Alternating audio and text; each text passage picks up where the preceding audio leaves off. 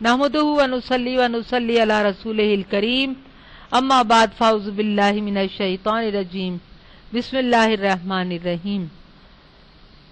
मेरी अजीज बहनों, मेरी आज की तकरीर का मौजू है रमज़ान मुबारक की फजीलत और अहमियत। अल्लाह तबारक व तआला ने इस महीने की अहमियत कुरान पाक में बयान फरमाई है। इरशाद रब्बानी है, या अय्युहल्लज़ीना आमनू कुतिबा अलैकुमुस्सियामु कमा कुतिबा अलल्लज़ीना मिन क़ब्लिकुम लअल्लकुम तत्तक़ून। ऐ ईमान वालो, लिखे गए तुम पर रोजे इसी तरह जिस तरह तुमसे पिछली उम्मतों पर लिखे गए थे, ताकि तुम मुत्तकी और परहेजगार हो जाओ। अल्लाह तबारक व तआला ने ये बड़ी अजमत वाला महीना और बुजुर्गी वाला महीना हम लोगों को अता फरमाया है। अल्लाह ताला ने इसमें कुरान पाक को भी नाजिल फरमाया और फरमाया, शाहरु रमज़ान अल्लज़ी उन्ज़िला फ़ीहिल कुरान। ये रमज़ान का महीना है जिसमें अल्लाह ताला ने कुरान को नाजिल फरमाया। हुजूर नबी करीम सल्लल्लाहु तआला अलैहि वसल्लम के रमज़ान के मुतालिक कई इरशादात हैं। हजरत सलमान फारसी रदियल्लाहु ताला अन्हु से मरवी है कि हुजूर सल्लल्लाहु अलैहि वसल्लम ने शाबान मुअज़्ज़म के आखिरी दिनों में हमें खुतबा देते हुए इरशाद फरमाया, या अय्युहन्नास क़द अज़ल्लकुम शहरु अज़ीम शहरुन मुबारकुन शहरुन फ़ीही लैलतुन खैरुम मिन अल्फ़ि शहर। ए लोगो, तुम पर एक बहुत ही बाअज़मत महीना साया फिगन हुआ है जो ऐसा मुबारक है जिसमें एक रात 1000 महीनों से बेहतर है। ये बहीकी की हदीस है। इसी तरह हुजूर नबी करीम सल्लल्लाहु अलैहि वसल्लम ने एक और जगह इरशाद फरमाया, रमजान का महीना आ गया जो बड़ी बरकत वाला है। हक ताला इसमें तुम्हारी तरफ मुतवज्जे होता है और अपनी रहमत खास नाजिल फरमाता है, दुआओं को कबूल करता है, तुम्हारे तनाफुस को देखता है और मलाइका से अल्लाह तबारक व तआला फख्र करता है। बस अल्लाह को अपनी नेकी दिखलाओ। बदनसीब है वो शख्स जो इस महीने में भी अल्लाह की रहमत से महरूम रह जाए। ये तिबरानी की है। लिहाजा रमजान में कुदरती तौर पर मोमिनों के रिस्क में बरकत होती है। आप खुद भी आजमा के देखें कि रमजान में आपके पास जो भी कहना चाहिए पैसा है, अल्लाह ताला उसमें इतनी बरकत देता है कि तमाम अखराजात रमजान के उसके अंदर बाबरकत तरीके पर पूरे हो जाते हैं। और अल्लाह ताला हर नेकी का सवाब भी 70 गुना ज्यादा, बल्कि इससे भी ज्यादा 700 गुना तक अल्लाह ताला नेकी का सवाब देता है। दूसरे ये कि रमजान मुबारक में अल्लाह की रहमतें नाजिल होती रहती हैं और इस मकसद के लिए आसमान के दरवाजे खोल दिए जाते हैं ताकि हर खास व आम अल्लाह की रहमत से इस्तिफादा हासिल करे। हजरत अबू हुरैरा रज़ियल्लाहु ताला अन्हु से हुजूर नबी करीम सल्लल्लाहु अलैहि वसल्लम की हदीस मरवी है, इज़ा जाअ रमज़ानु फुतिहत अब्वाबुर रहमा व गल्लक़तिल अब्वाबु जहन्नम व गल्लक़त अब्वाबु जहन्नम व सलसलतुश शयातीन। जब रमजान आता है तो जन्नत के दरवाजे खोल दिए जाते हैं, जहन्नम के दरवाजे बंद कर दिए जाते हैं और शयातीन को जकड़ दिया जाता है। ये निसाई की हदीस है जिसमें कि हुजूर नबी करीम सल्लल्लाहु अलैहि वसल्लम ने हमें बताया कि रमजान के आते ही जन्नत के दरवाजे खुल जाते हैं और दोज़ख के दरवाजे बंद कर दिए जाते हैं और शयातीन को मुक़य्यद कर दिया जाता है। इसका मतलब क्या हुआ? इसका मतलब ये हुआ कि इंसान अगर छोटी से छोटी नेकी करने की भी कोशिश करे, इरादा कर ले, तो कर जाता है, वो नेकी को कर डालता है। बुराई से रुकने का इरादा करे तो बुराई से फौरन रुक जाता है। हालांकि आम दिनों में उसको शैतान घेरे रखता है और उससे बुराई करवा देता है, लेकिन रमजान में शैतान इंसान पर गालिब नहीं आता। हुजूर अकरम सल्लल्लाहु अलैहि वसल्लम का ये कौल कि आसमान के दरवाजे खोल दिए जाते हैं, इंतहाई जामे और पुरमानी अल्फाज हैं। सूफिया ये कहते हैं कि ये आसमान दुनिया के दरवाजे हैं जिनका जिक्र बहुत सी अहादीस में हुआ है। ان میں سے کچھ ہر وقت کھلے رہتے ہیں اور کچھ جو ہے وہ خاص موقعوں پر کھولے جاتے ہیں. خاص کر رمضان مبارک میں یہ مخصوص دروازے کھول دیے جاتے ہیں اور ان دروازوں سے آسمانی عنایات، نورانی تجلیاں، آسمانی مخلوقات کا زمین پر نزول ہوتا ہے، جس سے دنیا والے جو ہیں ان کو بے شمار ان کو نعمتیں حاصل ہوتی ہیں اور وبائیں دور ہوتی ہیں اور بہت سے فوائد حاصل ہوتے ہیں. بعض محدثین کا یہ کہنا ہے کہ رمضان میں آسمانوں کے دروازوں کا کھلنا ایک کنایا ہے، کیونکہ رمضان میں رحمت خداوندی کے پے در پے نزول ہونا آسمان کے دروازے کھلنے کے مترادف ہے.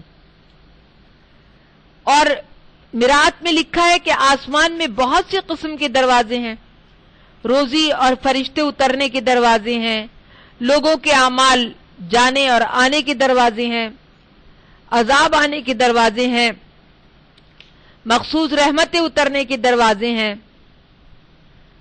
اور آخری قسم کے دروازے مراد ہیں یہاں، یعنی رمضان میں خاص رحمتوں یا خاص فرشتوں کی آمد کے دروازے کھول دیے جاتے ہیں. بہرحال جب رمضان کا مہینہ آتا ہے تو ہمیں زیادہ سے زیادہ روزے رکھنے اور نیکیوں کرنے کی تلقین کی جا رہی ہے. حضور نبی کریم صلی اللہ علیہ وسلم کی حدیث مبارکہ ہے کہ جب رمضان کی پہلی رات آتی ہے تو شیطان اور سرکش جن مقید کر دیے جاتے ہیں، دوزخ کے دروازے بند کر دیے جاتے ہیں، کوئی دروازہ کھولا نہیں جاتا، صرف جنت کے دروازے کھول دیے جاتے ہیں. اس حدیث سے بھی یہی بات معلوم ہوتی ہے کہ رمضان مبارک کے آغاز ہی سے شیاطین کو مقید کر دیا جاتا ہے. شیاطین کو مقید کرنے کا مطلب یہ بھی ہے کہ وہ شیاطین جو سرکش اور سرغنہ ہوتے ہیں ان کو زنجیروں میں باندھ دیا جاتا ہے، اور ان کی وہ قوت کہ جس سے وہ انسان کو بہکاتے ہیں سلب کر لی جاتی ہے. اس لیے انسان اگر نیکی کرنے کا ارادہ کرے تو وہ بخوبی نیکیاں کر سکتا ہے. حضور نبی کریم صلی اللہ علیہ وسلم نے ارشاد فرمایا، رمضان کا مہینہ آ گیا ہے، بڑی برکت والا ہے، حق تعالیٰ اس میں تمہاری طرف متوجہ ہوتا ہے اور اپنی رحمت خاصہ نازل فرماتا ہے، خطاؤں کو معاف فرماتا ہے، دعاؤں کو قبول فرماتا ہے، تمہارے تنافس کو دیکھتا ہے، ملائکہ سے فخر کرتا ہے. پس اللہ کو اپنی نیکی دکھلاؤ، اور خیر و برکت سے مراد کاموں میں اللہ کی مدد شامل ہونا ہے، جس سے نیکی کے کاموں میں کثرت ہو جاتی ہے جو انسان کے لیے فائدے مند ہوتا ہے. حضور نبی کریم صلی اللہ علیہ وسلم مسلم شریف کی حدیث میں ارشاد فرماتے ہیں، من صام رمضان ایمانا و احتسابا غفر له ما تقدم من ذنبه، جس نے ایمان اور طلب ثواب کی نیت سے رمضان مبارک شریف کے روزے رکھے تو اس کے سابقہ گناہ بخش دیے جاتے ہیں. یعنی رمضان کے روزوں کی بنا پر ہمارے جو پچھلے گناہ ہیں اللہ تعالیٰ وہ بھی معاف فرما دیتا ہے. اور حضور نبی کریم صلی اللہ علیہ وسلم نے یہ بھی ارشاد فرمایا، جو شخص ماہ رمضان کا ایک روزہ رکھتا ہے اللہ تعالیٰ اسے قیامت کے دن حوران عین میں سے زوجہ عطا فرمائے گا جو ایسے موتی سے بنے ہوئے خیمے میں ہوگی جو اندر سے خالی ہیں. حضرت ابو ہریرہ رضی اللہ تعالیٰ عنہ سے ایک اور حدیث مروی ہے کہ جب رمضان مبارک کی پہلی رات ہوتی ہے تو اللہ تعالیٰ اپنی مخلوق کی طرف نظر کرتا ہے، اور جب وہ کسی بندے کی طرف نظر فرماتا ہے تو کبھی بھی عذاب نہیں دے گا. اللہ تعالیٰ کے حکم سے ہزاروں لوگ جہنم سے آزاد کیے جاتے ہیں. در حقیقت حضور نبی کریم صلی اللہ علیہ وسلم نے ایک نقشہ کھینچا ہے رمضان مبارک کا، اور آپ نے اس کی فضیلت بیان کرتے ہوئے ارشاد فرمایا، رمضان صبر کا مہینہ ہے، یہ غمگساری کا مہینہ ہے، یہ وہ مہینہ ہے جس میں مومن کے رزق میں زیادتی کی جاتی ہے. اس مہینے میں جو کسی روزے دار کا روزہ افطار کرائے اس کے لیے گناہوں کی مغفرت ہے اور اس کی گردن کے لیے دوزخ کی آزادی ہے، اس کو بھی روزے دار کی مثل اجر ملے گا. یہ وہ مہینہ ہے جس کا اول رحمت ہے، جس کا اوسط مغفرت ہے، اور جس کا آخر جہنم سے آزادی ہے۔ اس مہینے میں 4 خصلتوں کو جمع کرو۔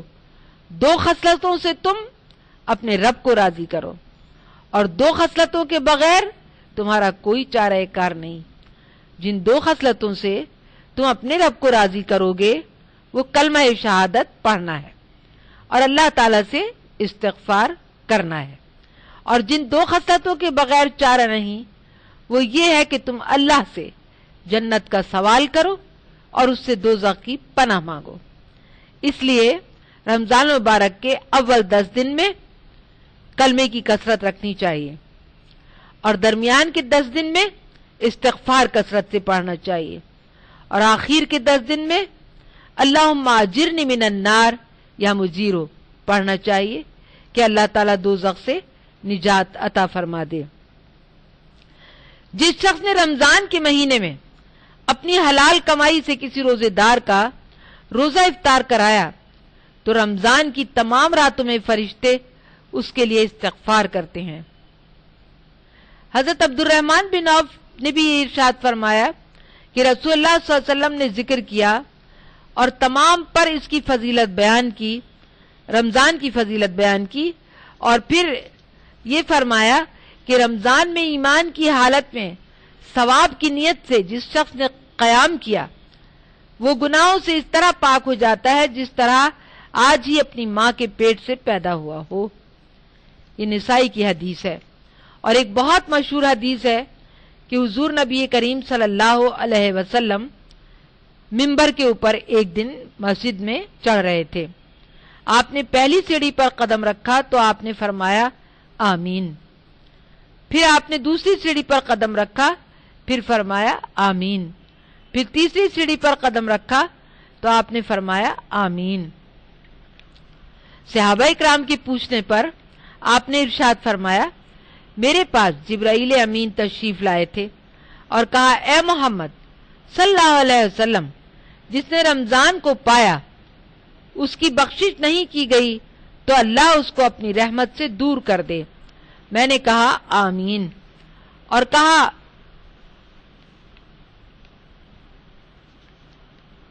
جس نے اپنے ماں باپ یا ان دونوں میں سے کسی کو پایا اور اس کے باوجود وہ دوزخ میں داخل ہو گیا، اللہ اس کو اپنی رحمت سے دور کر دے۔ میں نے کہا آمین، اور کہا جس کے سامنے آپ کا ذکر کیا جائے اور وہ آپ پر درود نہ پڑھے، اللہ اس کو اپنی رحمت سے دور کر دے۔ میں نے کہا آمین۔ حضرت ابو سعید خدری بیان کرتے ہیں کہ حضور صلی اللہ علیہ وسلم نے فرمایا جو شخص ایک دن اللہ کی راہ میں روزہ رکھتا ہے اللہ تعالیٰ اس کے چہرے کو جہنم سے 70 سال کی مسافت دور کر دیتا ہے۔ یہ مسلم شریف کی حدیث ہے۔